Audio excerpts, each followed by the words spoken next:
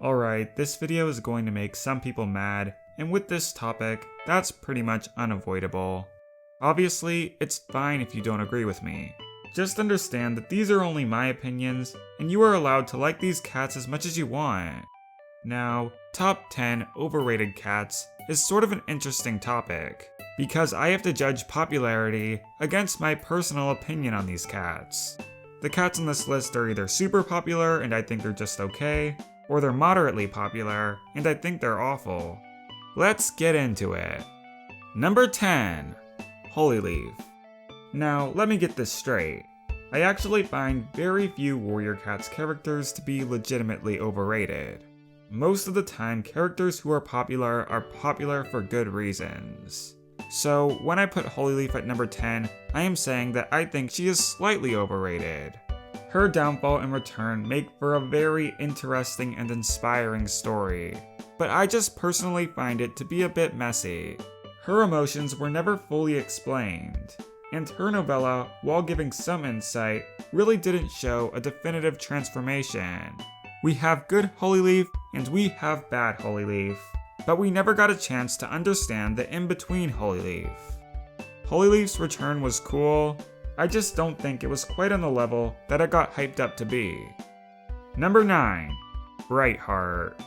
Yeah, unfortunately cats from the original 6 books are going to be huge targets for this list, as they are all the most popular. So, my reasoning for Brightheart is that people make a big deal out of what is essentially a very short character arc. Brightheart gets an injury, it's sad, Blue Star is mean to her, and then she recovers. She gets bonus points in popularity for her missing eye, which makes her a more interesting choice when deciding which cat to draw fan art for. I don't hate Brightheart, I just think that if you give her back her other eye, there's nothing special about her. She has a unique story, but she lacks a compelling personality. Number 8. Scourge. It was cool seeing Scourge come out of nowhere and suddenly be the main villain, but saying that the fandom blew his character out of proportion is a huge understatement. Before the time of Ashfur, he was the fandom's biggest edge boy, and he still is way up there. My main problem is that he's just boring, even with his backstory. He's just evil, with very few strings attached. It's hard to really care about him. Number 7. Graystripe. Yeah, Graystripe is a huge victim of popularity, as he's one of the first cats in the series to be properly introduced. But in my opinion, his story isn't really that great. He's sort of a disloyal jerk who never fully redeems himself. It's hard to sympathize with his love for Silverstream because she's such an unbelievably shallow character, and Graystripe's personality isn't much better. When he isn't being a jerk, he's just a generic friend with a touch of poor attempts at humor. He's not terrible, but he's not great either. Number 6. Hawkfrost. Hawkfrost is very easily the villain with the least development. He's just a duplicate of Tigerstar, except with a touch of icy aesthetic. Oh, and he doesn't ever come close to achieving any of his goals. Hawkfrost gets a lot of attention from the fandom, but there simply isn't enough content in the books to back it up. I think people just like the design or something. Hawkfrost is terribly underdeveloped, both in his life and in the Dark Forest. Number 5. Bracken Fur. Bracken Fur has a very special place in the fandom, and I do like him. And I even support the fact that as fans, we should be allowed to take greater meaning from his character than the books intended. But at the same time, yeah, he's a background character that gets attention for existing and nothing else. We can go on and on about how sad his life was, but the books themselves hardly address this aside from a few times in the aftermath of the Great Battle. I love Bracken Fur, but it's hard to argue against the fact that there isn't really much to him, and we are all giving him way more value than the books intended.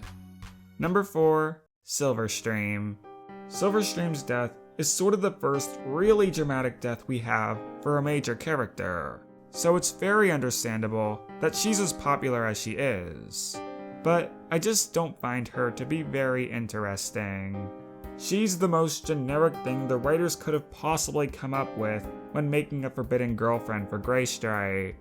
I do understand that so early on in the books, there really wasn't a demand for her to be anything more than that, but in comparison to newer characters, Silverstream is just unbelievably dull and passive. She's a pretty girl with little personality. Number 3. Blue Star. Yeah, I don't get Blue Star. Like Greystripe, she gets a lot of popularity from being introduced so early on, and she does end up having much more substance, but I find her character to be very poorly executed. I feel like the sadness that is supposed to make her meaningful just ends up being overplayed. Blue Star's prophecy is a lot of words with just so little thought put into it. I've read it twice, and neither time was I left with any lasting impressions. The book just desperately tries to make you feel sad, and it miserably failed. Simply throwing death into a book doesn't provoke emotion. Simply making a character have a tragic story does not make them meaningful. Blue Star's whole story fails to have anything that gives it lasting meaning. Number 2. Cinder Pal.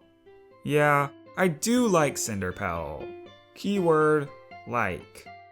Cinder Pal is just so darn popular, it's absolutely insane. She's very easily the most major female protagonist in the first series, and her leg injury makes her very easy to sympathize with. But I'm just not a fan. In my opinion, there really isn't much to her. She has endless optimism that never wavers for more than a few moments, and she is morally correct in every decision she ever makes. I just find her too perfect to be interesting. Not one of my least favorite cats, but also not anywhere near my favorites. The only time we see layers with her character is when she gets upset with Leafpool meeting Crowfeather, and I do find that scene to be very dramatic and enjoyable. But other than that, Cinder Pal is just boring. I'm sorry. Number 1. Maple Shade. Ugh, Maple Shade. Please remember that this is just my opinion, but I think she is one of the worst things to come out of Warrior Cats. Her story fantasizes murder, and people eat it up because she's a female villain and wanting revenge is so relatable, or whatever. I already explained why I hate Maple Shade so much in my top 10 worst cats video, and all my reasons are the same here. Maple Shade's Vengeance is a novella in a book series targeted towards teens and preteens, and the main character murders 3 different cats in 3 drawn-out scenes, and she is not punished at all. I'm fine with the Warrior Cats books having murder if it's in a good versus evil context, but this novella goes out of its way to make the reader forget Maple Shade is evil, and I feel like it just sends a bad message. There's not enough thought and care in the chapters for them to be justified having such dark themes. It's a pretty nasty book overall, and the popularity that it gets makes it the most overrated in my opinion. Now, before I wrap this video up, I just want to quickly explain why certain cats didn't make the list. In the case of Firestar, yes, he is the original main character, but I almost never see people say that Firestar is their favorite, and the attention that he does get is completely understood. Bramblestar and Lionblaze are in a similar place. They aren't amazing characters, but they really don't get enough attention for me to consider them to be overrated. Also, any character that is widely hated, such as Spotted Leaf and Breezepelt, couldn't be on the list because characters need to be popular to be overrated. Now, Leafpool, Squirrelflight, Jayfeather, Devwing, and Ivypool are all popular enough to be considered overrated by some, but I personally like them all and think their attention is well deserved, so that's why they're not here. So, that concludes my reasoning. Anyways, remember that these are just my opinions. If you think Blue Star, Cinder Pal, and Maple Shade are the best cats ever, you aren't alone because they are popular characters. Think whatever you want of them. I just might not agree, that's all.